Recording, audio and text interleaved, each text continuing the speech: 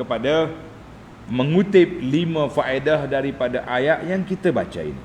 Faedah yang pertama, tulis pelajar. Faedah yang pertama, wa iz qala Ibrahim, ambil daripada ayat 26 tadi. Wa iz qala Ibrahimu li abihi wa qaumihi innani bara'um mimma ta'budun. Ibrahim mengisytiharkan kepada ayah dia dan kaumnya, dia berlepas diri daripada perbuatan puak-puak kafir. Ayat ini Allah Ta'ala memperingatkan puak-puak Arab bahawa datuk kamu, kalau betul-betul kamu nak kata inna wajarna aba'ana, kami dapati tok nenek kami, tok nenekmu yang besar Ibrahim ajak kepada tauhid, ajak kepada ibadat kepada Allah Azza wa Jalla, meninggalkan penyembahan berhala. Jadi kalau kamu nak taklidlah kepada datuk kamu Ibrahim. Jangan taklid buta kepada penyembah berhala yang berada di hadapan kamu. Jadi kita lah gitu jugalah, kalau kita kata kita nak ikut tok nenek yang mana? Tok nenek yang berpaksikan kepada dalil, itulah yang dikatakan barulah kita kata betul. Kalau tidak, tak jadi. Baik. Faedah yang kedua, tulis pelajaran. Faedah yang kedua, masih lagi dalam ayat perisytiharan Ibrahim, innani bara'um mimma ta'budun illa alladhi fatarani. Aku berlepas diri semua daripada sembahan kamu kecuali Allah saja. Kenapa Ibrahim tak kata illallah, kecuali Allah? Lah, dia kata illalladzi fatarani, kecuali Tuhan yang menciptakan aku. Sebab apa Ibrahim tak kata illallah? Ni ada dua jawapan, dua faedah. Ni dalam faedah nombor 2 ni ada dua faedah pula. Yang pertama, al-isyaratu, isyarat bahawa Tuhan yang berhak disembah, dipuja dan dipuji ialah Tuhan yang menciptakan makhluk. Baru dia berhak disembah. Kalau berhala mau menciptakan makhluk, aku sembah. Itu satu. Yang kedua, isyarat ila butlani ibadatil asnam, isyarat kepada batalnya penyembahan berhala. Isyaratnya kepada batalnya penyembahan berhala. Sebab apa? Sebab berhala tak kelip mata pun, apalagi berhala nak ciptakan benda lain. Maka Ibrahim dia tak guna illallah, dia guna illalladzi fatarani. Itu dia panggil hujah yang mantap. Tuhan yang kita nak sembah ni, biar Tuhan tu menciptakan. Kalau dia dicipta, kenapa nak sembah? Kita sekarang ni pun terbalik. Kita kadang-kadang kita terlupa kepada Allah. Kita hidup minta benda-benda makhluk yang lemah. Nak pergi minta dengan orang mati, hidup gosok kubur sana sini. Ini masalah yang berlaku hari ni. Maka illa allazi fatarani, yang bagi lil insan, sepatutnya bagi manusia itu apa dia? An yaqrinal hukma bid dalil. Bila kita sebut hukum, kita nyatakan dalil. Barulah lebih cepat, lebih mantap penerimaan orang kepada dia. Maka Ibrahim AS, dia jatuh hukum, aku tak mau syirik, tak mau apa yang sembah, aku nak Allah yang menciptakan. Allahu Akbar. Maka dalam ayat ini Ibrahim kata apa? Fa innahu sayahdin. Tulis. Ini dalam masih lagi faedah yang kedua. Fa innahu sayahdin illa allazi fatarani fa innahu sayahdin. Dalam surah Asy-Syu'ara ayat 78 Ibrahim kata allazi khalaqani fahuwa yahdin. Hak ni yang menciptakan aku, dia akan beri petunjuk. Dalam ayat Asy-Syu'ara, khalaqani, yang menjadikan aku, dia beri hidayah. Maka Ibrahim fajma' bainahuma wa qadir. Ibrahim telah mengumpulkan dua-dua pandangan itu, bahawa yahdin wa sayahdi. Ibrahim, Allah Ta'ala yang telah memberi hidayah kepada aku, dan dia akan terus berhidayah. Artinya kita ni, kita minta dengan Allah hidayah yang berterusan. Bukan kata hari ni kita dapat hidayah, besok terpesong. Jangan. Kita nak istiqamah di atas hidayah, di atas jalan yang diberi oleh Allah Azza wa Jalla, di atas jalan petunjuk ini, supaya sampai kita mati sebagaimana Allah Taala sebut dalam Quran, wala tamutunna illa wa antum muslimun, sampai ke mati. Baik, kita pergi pada faedah yang ketiga. وَجَعَلَهَا كَلِمَةً بَاقِيَةً في عقبه لعلهم يرجعون. Allah Ta'ala dah jadikan kalimah tauhid itu kekal kepada anak cucu Ibrahim. Maka di sini kata di para ulama Islam bahawa puak-puak jahiliyah tu, puak-puak kafir tu, dia tahu tentang Allah. Dia tahu tentang Allah, bukan tak tahu. Karena itu apabila mereka terdesak, bila terdesak dia kata apa? Dia kata apa? Dia ya Allah. Bila naik bahtera, bergoyang, doa pada Allah Taala. Balik ke darat, kafir balik. Maknanya asalnya dia tahu. Pasal itulah dia kata apa ni? Berhala ni bukannya Tuhan, zulfa, perantara saja. Kita ini pun duk main perantara. Kenapa tak minta dengan Allah terus? Ni macam-macam hari ni kepala duk main perantara ni. Akhir sekali duk gosok mata ni saya kubur. Sebab nak minta dengan Allah, minta dengan aku. Les. Ni puak kafir tu dia tahu. Kesan daripada peninggalan agama Ibrahim itu masih ada.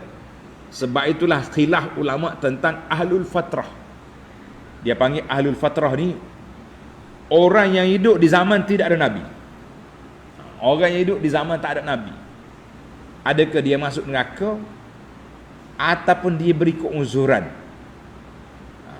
Ada ulama mengatakan dia tak boleh masuk neraka sebab dia tak ada hujah, tak sampai kepada dia. Seperti kanak-kanak dengan orang gila. Dan ahlul fatrah.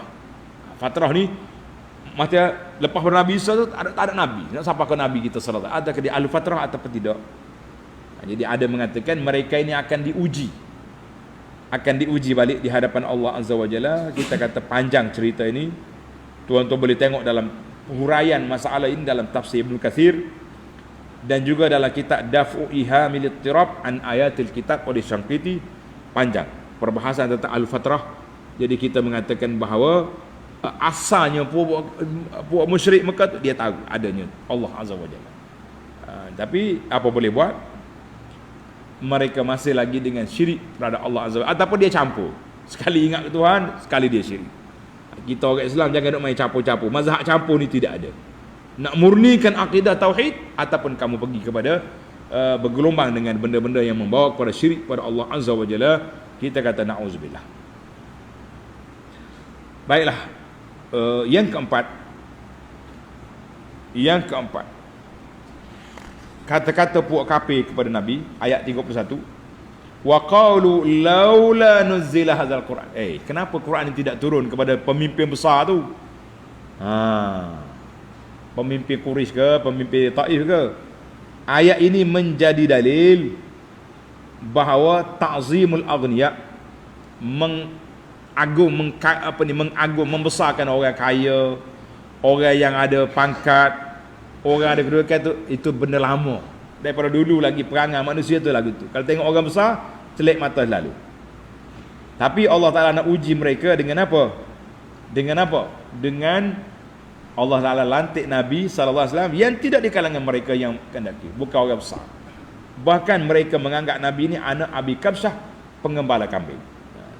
Itu Allah Ta'ala uji. Dan dalam ayat ini Tuhan kata qaryatain, hadzal Quran ala rajul minal qaryatain. Kalau kita sekarang ni kita kata qaryah ni kampung kecil. Tidak, dalam Quran kalau kata qaryah tutlaqu alal mudunil kabirah. Dia kata juga pada ibu negara, qaryah boleh pakai. Qaryah. Jadi qaryah ni boleh digunakan kepada kampung kecil dan boleh digunakan kepada bandar ikut siyaqul ayah. Wa ja'a rajulun min aqsal Madinah. Ada guna Madinah, ada katanya diguna qaryah. Boleh pakainkah di sini?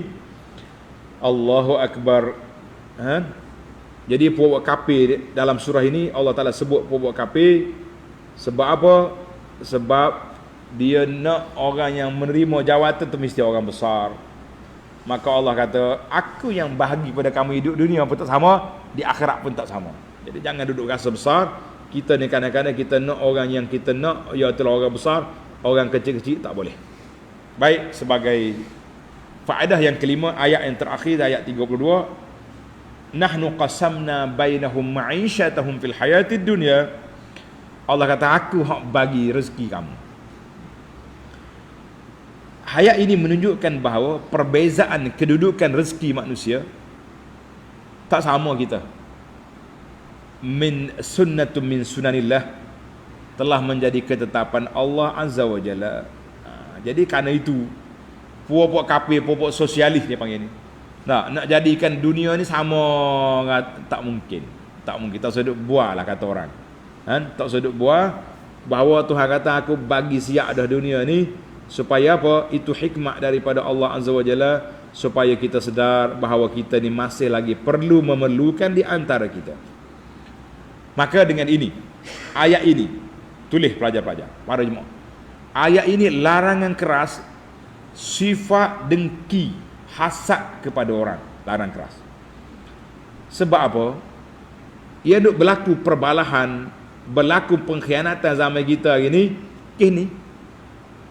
Oi, kenapa aku buka kedai jual air batu, siapa cair batu tak ada orang beli.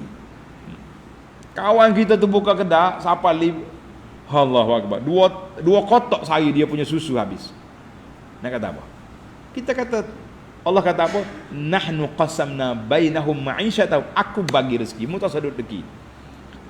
Kalau bukan rezekimu melalui lorong ni, cari lorong lain. Semalam saya jumpa seorang pemuda, dia mari maya-maya ni. Kata, duk mana lah ni?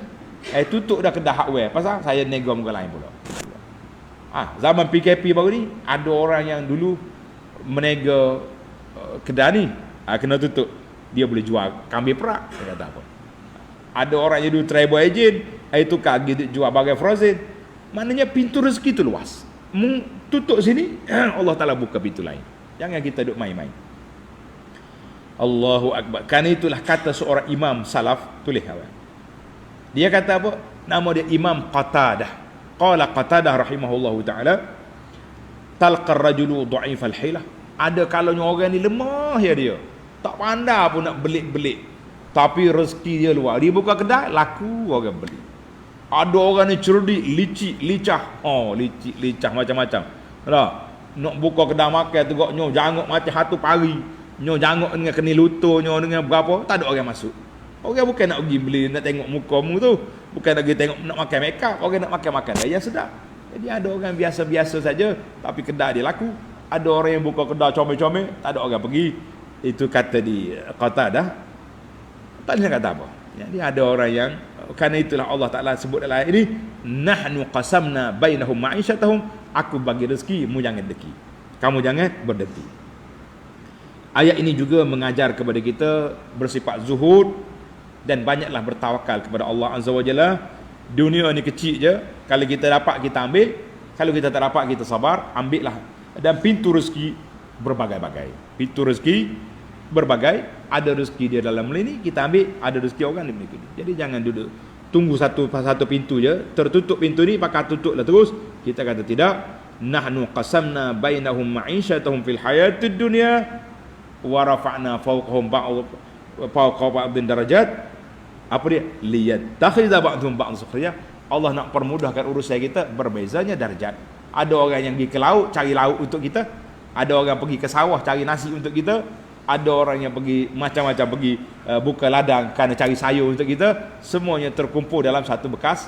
Kita kata alhamdulillah. Kata semua alhamdulillah, rezeki Allah Ta'ala beri. Jangan hasad, jangan dengki, jangan sakit hati pada orang. Terimalah takdir Allah, berusaha dan bertawakal kepada Allah. InsyaAllah kita akan sambung lagi ayat 33 dalam sedi akan datang. Subhanakallahumma wa bihamdika asyhadu an la ilaha illa anta astaghfiruka wa atubu ilaik. Wa sallallahu ala nabiyyina Muhammad wa ala alihi wa sahbihi ajma'in walhamdulillahi rabbil alamin.